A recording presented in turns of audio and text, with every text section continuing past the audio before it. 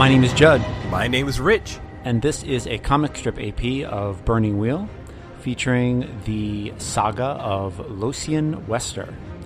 And when we last saw Locien, he had just killed his enemy, the wizard who threw a fireball at him in the first game. That's right. And as Rich said, the wizard did not go out like a punk. He cursed him and said, I'll see you in the gloam. So that was pretty cool. Yeah, hardcore. Good stuff. And then he went to Mordenkainen's tower, which is entirely sealed. There was an old woman selling good luck wind chimes, or was it spirit wards of some kind? Oh, it was good luck wind chimes. Good luck wind chime? Okay. She told him how people were coming in and out, and you made a symbology roll and figured out that the tower is actually a glyph, and you figured out, based on the towers being a glyph, where the entryway to the tower is. And I realized that using an old school setting like Greyhawk and having a place that is also kind of a riddle and having it solved with a roll is going to make people really upset. So if anyone is upset, I'm sorry. And if I was there, I would give you a big hug, but I can't. Aww. But I want to get the riddle gone and get to the good stuff where I can challenge his beliefs, because that's what this game is about. And honestly, guys, me solving riddles would be a very painful listening experience for everyone. But, I mean, let's face it, Rich, if I was a good GM, I would have had the glyph that was the tower drawn out, and I would have sent it to you, and you'd have had to have figured it out. You know, by the magic of editing, maybe you did. That's cheating. That's so cheating. It's terrible. Okay. Super cheating. Let's get playing. This is like some kind of stupid podcast where we just talk for 15 minutes and do nothing, don't get to the subject. Let's get to playing. This is never going to make it through. It's getting edited out? Okay, fair enough. Yes. This will be in the director's cut. You walk through the door, and immediately you know you've gone through some kind of gate, because the air is not Greyhawk air. It's not air of a city that's right by a river. It's crisp, cold, high mountain air. And in the back of your throat, you can smell something. You can smell dead things. You can smell dead things rotting. And you step through, and you're in this obsidian hall, and you can tell that this is a portion of a tower in some kind of citadel that is just housing this gate. That's all it is. And when you step through, you can see that you're in this kind of octagonal room with one exit. And on either side of the exit are dwarves with beards and spears, but their flesh is rotted away and they're skeletal. And they begin to walk towards you as you walk through. Oh, of course they start walking towards me. I'm a friend of Mordenkainen and Jallarzi. They nod and then point you through the only gateway out of this room, and then kind of step aside and stand at ease. Excellent. That actually worked. I'll head for that exit. Make an OB1 perception roll. I am rather observant. I have hit OB3. Cool. Your arm hairs stand up, and you can tell that in the room at the end of this hallway, a lightning bolt has just gone off. I will pick up my pace. I know Jallarzi was just recently here. If she is in trouble, I want help. Right. You get to the room at the end of this hallway, and you see the archmage, as played by Peter Dinklage. He isn't how you've seen him depicted in paintings and tapestries, because in the middle of his forehead is like a gaping wound, and he's clearly shoved some kind of eye in it. And one of his hands is misshapen and alien looking. It looks like some kind of mummified hand has been attached to his hand. Gods. And you see that hand take a lightning bolt out of the air that Jallarzi has just thrown at him and throw it back at her. And you see it strike her, and she falls.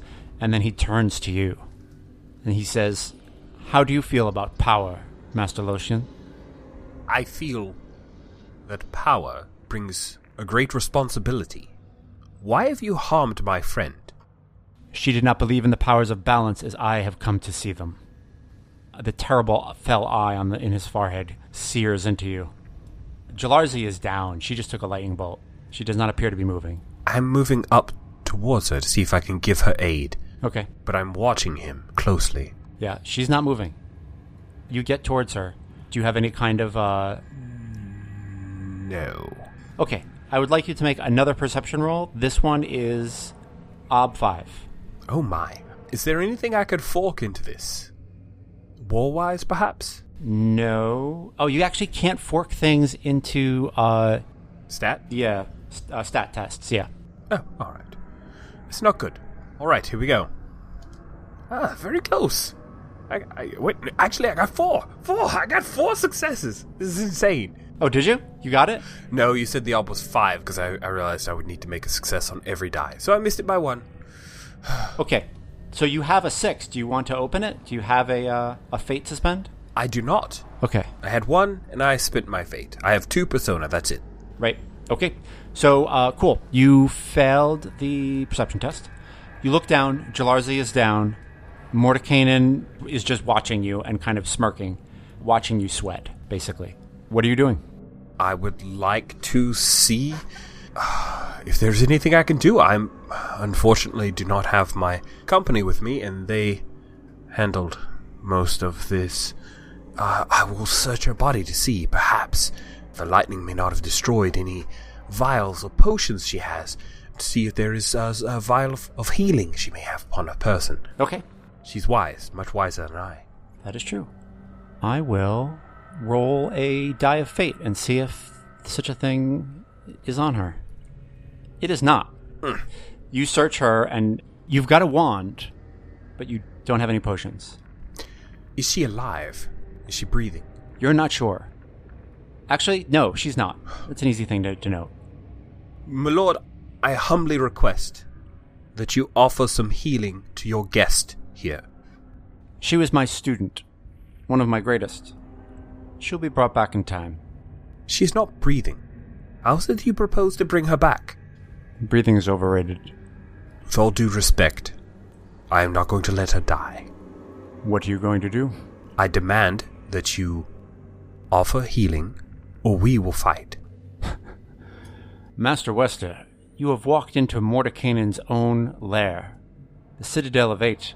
I have partaken of other planar relics that have given me the power of a fell lich, a demigod of secrets and sorcery. And you're making demands on me? I'm making demands of Mordenkainen. I recently defeated a Gloamwalker who told me that Vecna had compromised the entire council, and I did not believe him. But perhaps he was right. Have you given your soul over to this creature? Souls. Please, save the souls for the priests. We're mages. I am using artifacts to restore balance, as I always have. I pick Jallarzi up into my arms. I am leaving your tower. And the illusion fades away. Jallarzi's body is you're holding it, and then like the weight feels very real, and then you realize that there's nothing there. And Mordenkainen, still played by Peter Dinklage, because who else could play the great archmage Mordenkainen, is standing there, still with that smirk, but he doesn't have the eye in his head, and he doesn't have the hand on his hand. He has his own hand and his own eyes. No scarring on his forehead. And he says, "How fascinating. A war wizard who doesn't want to fight. I struck down your friend right in front of you. Struck her down with her own lightning bolt. You saw it. You knew what happened. You refused to fight, Master Wester. And yet you come from the war wizard school. I would have thought you would have made war on me." You have a very small understanding of war, Mordenkainen. I am here to win the war. To reunite the Council of 8, defeating you, the first of the Council who opposed me. After seeing what you had shown me, I thought it would be best to approach differently to win. Interesting. I would have thought you would have been a much more violent man. I have underestimated you, Master Wester. Did you hope to walk out of here? What was your next move? I'm fascinated. My next move was to take Jallarzi and run for the portal and leave to find a priest and have her resuscitated or resurrected if need be, and then I would return with my company and with a bit more strategy. I had hoped to find a potential friend here, not what I did. At that moment, Jallarzi walks into the room, and you can tell she's like been somewhere else in another part of the Citadel, and she can feel the tension. And she says, "You didn't do the illusion." And he says, "I had to know. I had to take my measure." She says, "Archmage, with all due respect, you are a shit." And he kind of waves his hand and he says, "Jallarzi, you've always thought that. Master Wester, please, allow me to earn some forgiveness. I had to take my measure. These are dire times. I had to know that you wouldn't give in to the lure of easy power." I understand. I know there's been very little trust between the members of the council. But these powers of Vecna hold no sway over me at all. That is good to know. Rich, do you want to make so you have a belief that isn't filled in. I do. Do you want to write a belief? I feel like there's something about how Locien deals with conflict that's kind of interesting, right? Because you kind of charged into one conflict, but you were ready to like make a more measured retreat in this conflict. It could be a belief. It could be an instinct. What do you think? I think you're right in that it's something I'm discovering about him, which is not necessarily what you do in Burning Wheel, right? You usually kind of define it and then you go in and fulfill it and get it challenged to change it. Yeah, well, maybe. I mean, you very often what I find is that you think you know and then you get it challenged, then you're like, "Oh, I didn't know, I didn't know I didn't want it that much." Or whatever it is. But yeah, I mean, I don't mind having a belief open and then discovering in play. I think that's cool too. I think it's just as cool. How would we phrase it as a belief where it is based on the scale of the conflict? I will adjust my approach accordingly. Like, guy lobs a fireball at me, I'm going to go beat his ass because he's obviously a punk. Right. I just rolled up into Mordenkainen's house and he's got Vecna's eye in his head. I better make some smart choices here. Right. I only fight the battles I can win? I like that. You like that? Okay, now, cool. How are you going to challenge that belief? Is that something you think is juicy? Yeah, don't worry about that. That's my job. I think it's a cool belief, and it's a little it's philosophical, right? Like you've got other beliefs that are more like a to-do list. Mm-hmm. Like I will recover the hand and eye of Vecna. I will find a method to fund my retinue. So those are very down-to-earth, task-based beliefs, and I like a little philosophy in there. Good. So that's fine. Don't you worry about how I'm going to challenge it. I'll figure it out. All right. I only fight the battles. How did you phrase it? I just want to make sure Yeah, no, I mean, that doesn't have to be the way you phrase it. I feel like I was just rephrasing what you said. I only fight the battles I can win. Yeah, that's what I mean. That's how I'm playing him. Cool.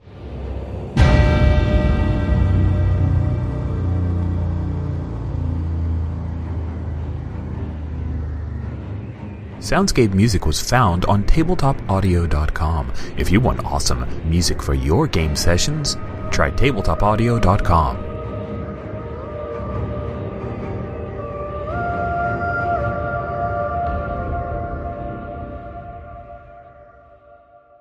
Hi, this is Jason from The Gauntlet.